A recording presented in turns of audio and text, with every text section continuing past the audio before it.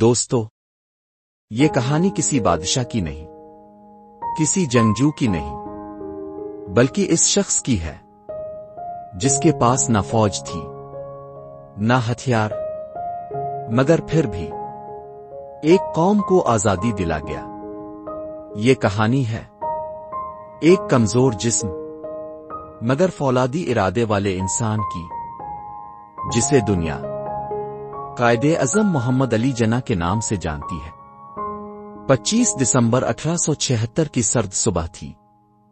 کراچی کے ایک سادہ سے گھر میں ایک بچہ پیدا ہوا جس کے بارے میں کسی نے نہ سوچا کہ یہ بچہ ایک دن نقشہ دنیا بدل دے گا۔ نام رکھا گیا محمد علی جناح۔ بچپن سے ہی وہ باقی بچوں سے مختلف تھا، کم بولتا، زیادہ سوچتا اور وعدہ ایسا کرتا جو پھر ٹوٹتا نہیں تھا۔ جب وہ جوان ہوا تو قانون پڑھا، لیکن اس کا اصل مقصد صرف وکالت نہیں تھا، اس کا مقصد انصاف تھا۔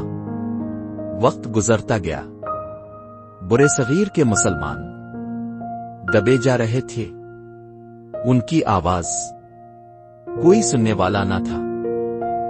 تب جناح نے کہا، مسلمان ایک الگ قوم ہے اور قومیں صدقہ نہیں مانگتی، حق لیتی ہیں۔ یہ الفاظ نہیں تھے، یہ بنیاد تھی۔ پاکستان کی انگریز طاقتور تھے، ہندو قیادت اکثریت میں تھی اور جناح اکیلے کھڑے تھے، لیکن وہ اکیلا شخص پورے برے صغیر پر بھاری پڑ گیا۔ دن رات محنت، بیماری، کمزوری، مگر ارادہ نہیں ٹوٹا۔ 14 اگست 1947 وہ دن آیا جس کے لیے لاکھوں قربانیاں دی گئیں۔ پاکستان بن گیا، لیکن افسوس، جس شخص نے قوم کو مہلت دیا وہ خود زیادہ عرصہ اس ملک میں نہ رہ سکا۔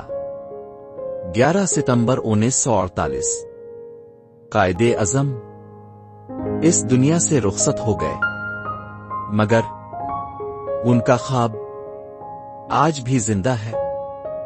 دوستو، قومیں نعروں سے نہیں بنتی، کردار سے بنتی ہیں۔ اگر ہم واقعی قائد اعظم کو مانتے ہیں تو ہمیں سچ، ایمان اور اتحاد کو اپنانا ہوگا، کیونکہ پاکستان ہمیں ویر سے میں نہیں ملا، یہ امانت ہے۔ اگر کہانی نے دل کو چھوا ہو تو سنو کہانی پلس کو سبسکرائب کرے، کیونکہ یہاں کہانیاں صرف سنائی نہیں جاتی، سوچ بدلنے آتی ہے۔